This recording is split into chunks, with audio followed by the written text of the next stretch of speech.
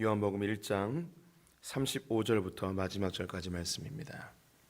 신약성경 142쪽 요한복음 1장 35절에서 마지막 절 교독하겠습니다. 또 이튿날 요한이 자기 제자 중 두 사람과 함께 섰다가 예수께서 건의심을 보고 말하되 보라 하나님의 어린 양이로다. 두 제자가 그의 말을 듣고 예수를 따르거늘 예수께서 돌이켜 그 따르는 것을 보시고 물어 이르시되 무엇을 구하느냐 이르되 랍비여 어디 계시오니까 하니 랍비는 번역하면 선생이라. 예수께서 이르시되 와서 보라. 그러므로 그들이 가서 계신 데를 보고 그날 함께 거하니 때가 10시쯤 되었더라. 요한의 말을 듣고 예수를 따르는 두 사람 중에 하나는 시몬 베드로의 형제 안드레라. 그가 먼저 자기의 형제 시몬을 찾아 말하되 우리가 메시아를 만났다 하고 메시아는 번역하면 그리스도라. 데리고 예수께로 오니 예수께서 보시고 이르시되 내가 요한의 아들 시몬이니 장차 게바라 하니라 하시니라. 게바는 번역하면 베드로라. 이튿날 예수께서 갈릴리로 나가려 하시다가 빌립을 만나 이르시되 나를 따르라 하시니 빌립은 안드레와 베드로와 한 동네 베세다 사람이라. 빌립이 나다나엘을 찾아 이르되 모세가 율법에 기록하였고 여러 선지자가 기록한 그 일을 우리가 만났으니 요셉의 아들 나사렛 예수니라. 나다나엘이 이르되 나사렛에서 무엇 선한 것이 날 수 있느냐. 빌립이 이르되 와서 보라 하리라. 예수께서 나다나엘이 자기에게 오는 것을 보시고 그를 가리켜 이르시되 보라 이는 참으로 이스라엘 사람이라. 그 속에 간사한 것이 없도다. 나다나엘이 이르되 어떻게 나를 아시나이까. 예수께서 대답하여 이르시되 빌립이 너를 부르기 전에 내가 무화과 나무 아래에 있을 때 보았노라.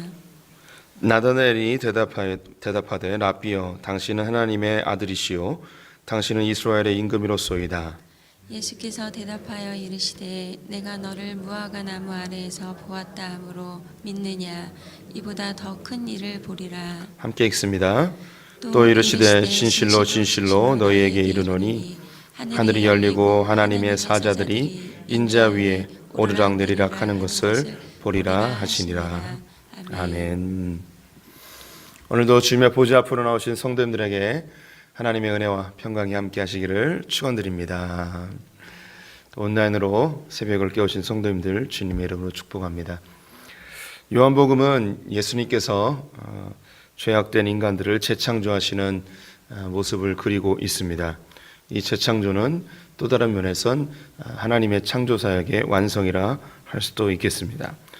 요한복음은 1장과 2장에서 예수 그리스도의 재창조 사역을 보여주는 서론에 해당이 되어집니다. 그래서 하나님이 천지 창조를 하실 때의 모습과 유사한 패턴으로 1장과 2장이 흘러가게 됩니다. 그래서 태초에 하나님이 천지를 창조하실 때에 그 첫째 날 빛이 있으라 하시죠. 그래서 요한복음 1장 1절이 태초에 말씀이 계시니라 라고 하면서 창세기 1장과 그 연결점을 보여주고 있습니다. 첫 사역이 빛이 있으라 하신 것처럼 그 빛으로 인하여 혼돈과 공허함과 흑암이 생명과 또 풍성함과 또 질서로 바뀐 것처럼 예수님이 빛으로 이 땅에 오셔서 이 빛이 우리에게 오신 생명이라고 이야기합니다. 그래서 우리의 삶의 공허함이 풍성함으로 바뀌게 되고 우리의 흑암이 생명으로 바뀌게 되고 우리의 혼돈이 질서로 바뀌게 되는 삶의 전환점을 맞이하게 되죠. 그래서 우리의 삶은 예수 그리스도를 만나는 그 순간, 예수를 영접하는 순간 인생이 완전히 뒤바뀌어 버립니다. 역사가 예수님이 오심으로 인해서 AD와 BC로 나뉘어진 것처럼 우리 성도님들의 삶이 예수로 인해서 예전의 삶과 새로운 삶, 죄인의 삶에서 의인의 삶으로 죽은 자와 같았던 우리가 새로운 생명을 얻게 되어지는 완전한 삶의 전환을 맞이하게 되어집니다. 천지창조의 두 번째 사역이 궁창을 나누시는 것이죠. 그래서 궁창 위의 물과 궁창 아래의 물로 나누십니다. 그래서 이 요한복음 29장을 보게 되면 이튿날이라는 말이 나옵니다. 이 이튿날 두 번째 날이죠. 두 번째 날에 사역이 예수님께서 물에 잠기어서 세례를 받는 장면입니다. 물을 끌고 들어와서 이 둘째 날 사역 궁창의 궁창 위의 물과 궁창 아래의 물로 나뉘는 이 물의 연관성을 가지며 예수님의 사역을 진행시키십니다. 이것은 예수님이 이제 재창조 사역을 하고 있음을 보여주는 연관된 구절입니다. 그 다음에 오늘 읽었던 35절에 보면 또 이튿날이 등장을 합니다. 그리고 오늘 43장에 보면 또 이튿날이 또 등장을 하죠. 그래서 태초에 이제 첫째 날이 되었고 이튿날 이제 4일이 지났습니다. 그리고 2장 1절을 보게 되면 사흘째 되는 날이라고 되어 있습니다. 3일이 더 지나는 거죠. 4일이 지났고 3일이 지나서 7일에 완성이 되어집니다. 그래서 1장과 2장에 하나님이 천지창조를 하신 그 7일의 그 숫자처럼 7일 동안 예수님의 행적을 정리하면서 예수님이 하나님이 천지창조를 하신 것처럼 예수님이 재창조를 하신다라는 걸 보여주고 있습니다. 오늘 1장까지는 예수님의 재창조의 준비 과정입니다. 이제 다음에 보시게 될 2장에서 예수님의 재창조의 궁극적 목적이 어디 있는지 아예 이제 요한복음은 2장에서 결론을 딱 얘기해 버리고 이야기가 시작이 되는데요. 오늘 예수님께서 하신 일이 제자들을 부르는 장면입니다. 예수님의 재창조의 준비는 바로 제자들을 이제 부르시는 것이죠. 세례 요한에 의해서 세례를 받으신 예수님, 그 세례 요한은 두 가지 중요한 정보를 모여있던 사람들에게 제시합니다. 첫 번째는 세상 죄를 지고 가는 하나님의 어린 양이다. 그리고 두 번째는 하나님의 아들이다. 34절에 나와 있는데요. 하나님의 아들이다. 하나님의 세상 죄를 지고 가는 어린 양이다. 라는 것을 요한의 제자들과 세례를 받기 위해 모였던 사람들에게 이야기하였습니다.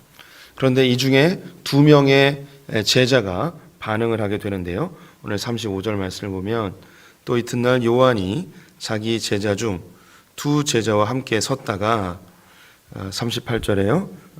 2 제자가 그의 말을 듣고 예수를 따르거늘 예수께서 돌이켜 그 따르는 것을 보시고 물어 이르되 무엇을 구하느냐 이르되 랍비여 어디 계시니오니까 라고 이야기하죠.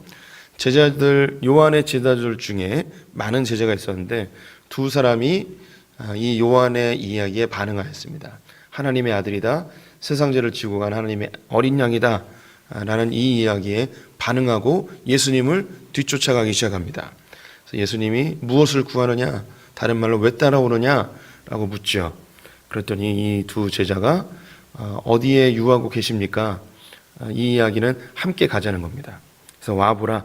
그래서 같이 와서 예수님과 이야기를 하기 시작하시는데요. 그 중에 한 사람의 이름이 공개되어 있습니다. 40절에 보면 요한의 말을 듣고 예수를 따르는 2 사람 중 하나는 시몬 베드로의 형제 안드레라. 2 사람 중에 한 명이 안드레인데요. 나머지 한 사람은 공개되어 있지 않습니다. 이것은 요한복음에 흐르고 있는 중요한 이 문예적 표현인데요. 누군가를 힌트를 제공하고 그 사람에 대해서 정체를 밝히지 않는 방법을 계속 씁니다. 한 예를 들자면 예수님이 사랑하시는 제자 이렇게 표현을 하죠. 여기 나와 있는 이 한 사람은 분명 이 사도 요한, 오늘 이 요한복음을 쓰고 있는 그 사람일 것이 거의 분명합니다. 그래서 요한복음에서 계속 쓰는 방법이에요. 그래서 안드레 그리고 요한. 이 안드레는 예수님과 이야기를 합니다. 이제 10시쯤에 예수님을 만나서 예수님이 유하시는 곳으로 가게 되는데요. 이 10시는 유대인의 10시가 아니고 로마인의 10시입니다. 오전 10시에 가서 예수님과 함께 계속 이야기를 하는 거예요. 그러면서 이 안드레가 스스로 깨닫게 되는 것이 이분이 우리가 기다리던 그 메시아구나 라는 걸 알게 되죠. 그래서 이것을 누구에게 알려주냐면 자기 형인 베드로에게 알려줍니다.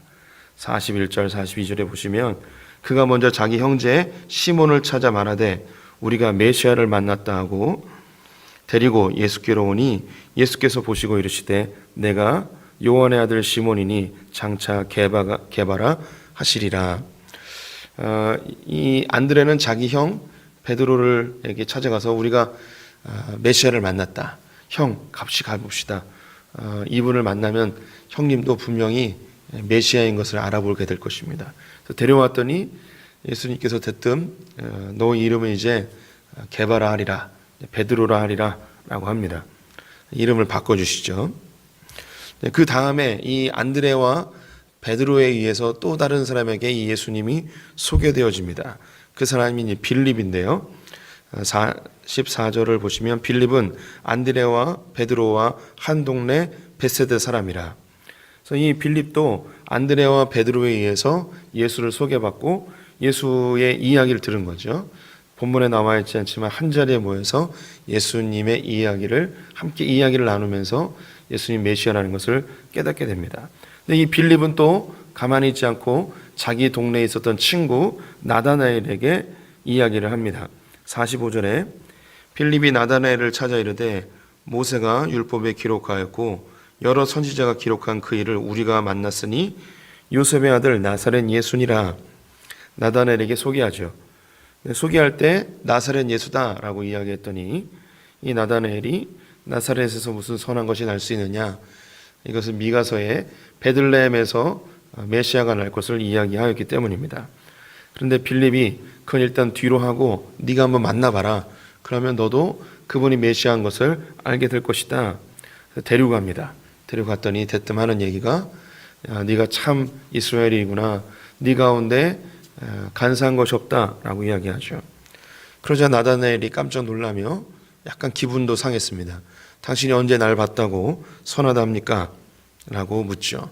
그러자 예수님께서 네가 빌립을 만나기 전에 무화과 나무 아래에 있었던 것을 내가 보았다라고 합니다. 그러자 나다나엘이 깜짝 놀라며 랍비여 당신이 정말 이스라엘의 임금이시군요. 하나님의 아들이시군요. 라고 고백합니다. 그러자 또 예수님이 놀래요. 내가 무화과 나무 아래서 봤다는 걸 네가 진짜 믿냐? 야, 너 참 놀랍다. 그걸 믿으니 이거보다 더 큰 일을 네가 보리라. 인자가 하늘 위로 오르락내리락 하는 것을 보게 될 것이다. 그런 이런 이야기를 합니다. 이 구절은 매우 중요한 구절이죠.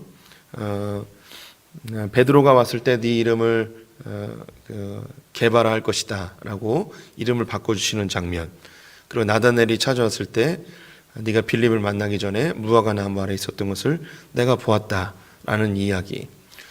이 나다나엘은 이 무화과 나무 아래서 무엇을 하고 있었는지 기록되어 있지 않습니다.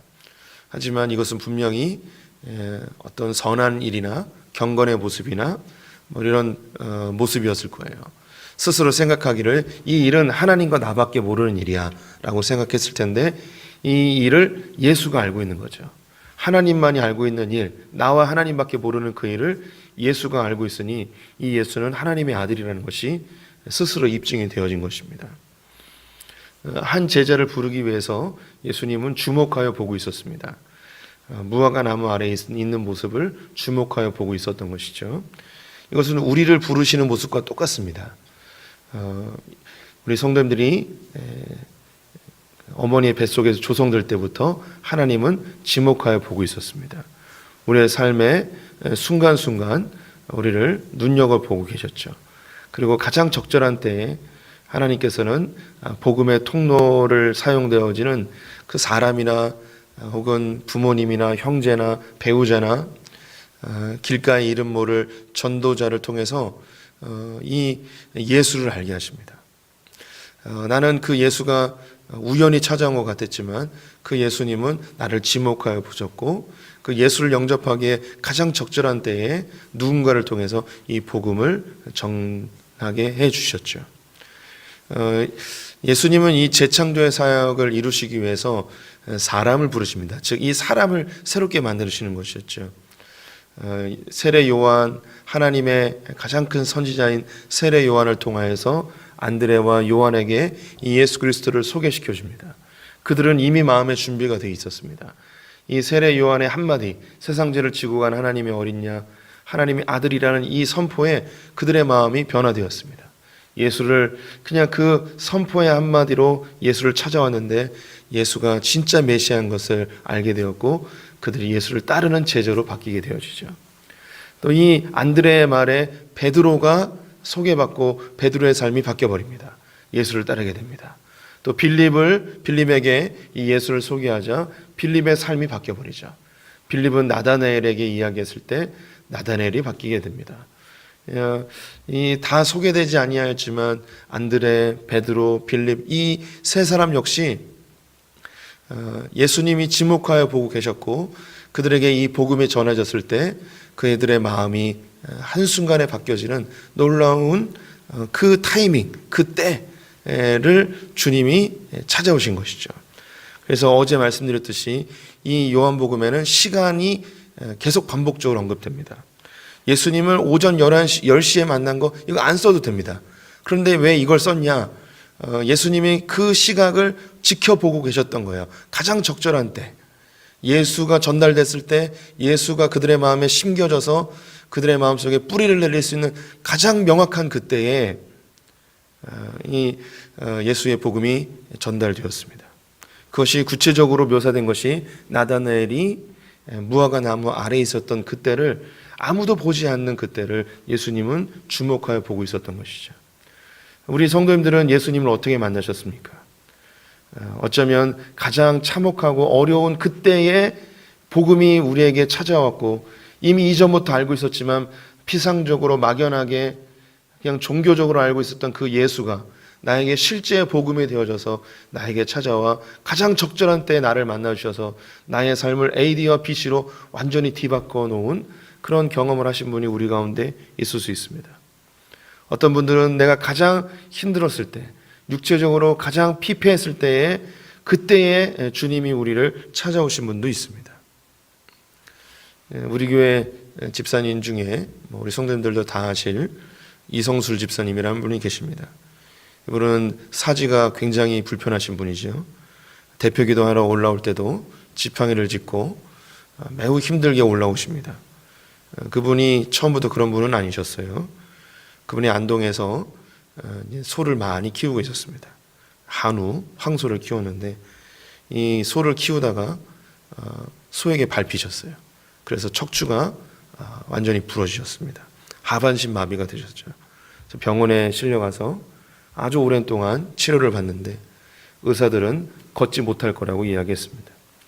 그 병원에 찾아와서 전도하시는 한 무명의 전도자에 의해서 이분이 예수를 알게 되었습니다. 그래서 예수를 영접하고 하나님 앞에 간절히 소망하며 치료에 집중했는데 아무도 일어나지 못할 거라고 하반신 마비로 살 거라고 그렇게 선포되었는데 그분이 일어나게 됐고 걷게 되었고 예수를 신실히 믿고 지금 이렇게 우리에게 귀한 믿음의 모범을 보이고 계십니다. 어디 정상적인 직장 생활을 할 수 있는 분이 아니기 때문에 그 허리가 다친 이후로 걸을 수 있을 때부터 노점상을 하고 계십니다. 그럼에도 늘 기쁘게 눈이 오나 비가 오나 늘 길가에 과일을 내놓고 야채를 내놓고 파시면서 지금도 주님을 신실히 믿고 있는 참 멋진 신앙인입니다. 그분을 볼 때마다 참 감동이 돼요. 제가 말씀드리고 싶은 것은 그 가장 참혹한 그때에 한 무명의 전도자가 와서 복음을 전도하자 그분의 삶은 육체는 비록 예전처럼 건강하지 않지만 그의 인생은 예수 그리스도인에서 완전히 뒤바뀐 삶을 살게 됩니다. 어떤 분들은 가장 외롭고 아무도 나에게 신경 써주지 않는 그때에 예수 그리스도의 복음이 우리에게 찾아와 나의 동행자 되시고 친구 되어주시는 경험을 하신 분들도 있습니다.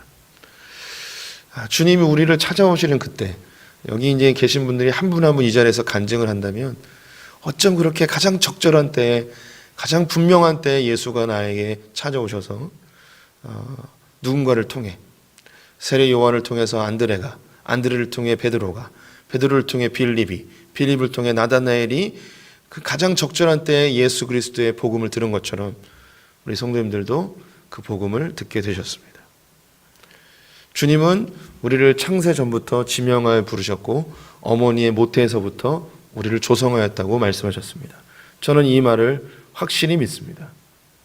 주님 우리를 지켜보고 계셨고 단순히 육체를 조성한 것이 아니고 우리의 영혼을, 우리의 전인격을 재창조하기 위해서 우리를 지켜보고 계셨고 가장 적절한 때에 예수 그리스도를 알게 하시고 그 복음으로 우리의 삶을 완전히 바꿔서 그런즉 이전 것은 지나갔으니 새로운 피조물이 되었도다 라는 그 선포가 실제의 말씀으로 우리에게 다가오게 하십니다. 우리를 지켜보고 계셨던 그 주님, 나를 만나셨던 그 주님은 지금도 우리 성도님들과 늘 동행하고 계십니다. 우리 성도님들의 삶을 주목하고 계시고 우리를 지금도 만들어가고 계십니다. 그 주님과 오늘도 동행하시는 성도님 되시기를 축원드립니다. 기도하겠습니다. 나를 지목하여 보시는 주님, 나와 늘 함께 하시는 주님, 나를 완성하여 하나님의 거룩한 신부로 만들어 주시는 주님, 주님을 찬송합니다. 내가 가장 암울하고 어둡고 생명 없고 절망 가운데 있을 때 우리를 찾아오셔서 우리를 새롭게 빚어주시며 새 소망을 주시고 혼돈 가운데 질서를 허락하시며 나의 공허함 속에 풍성함을 주신 주님 감사합니다. 하나님, 주님을 더 따르며 순종하며 주의 제자의 삶을 살겠습니다.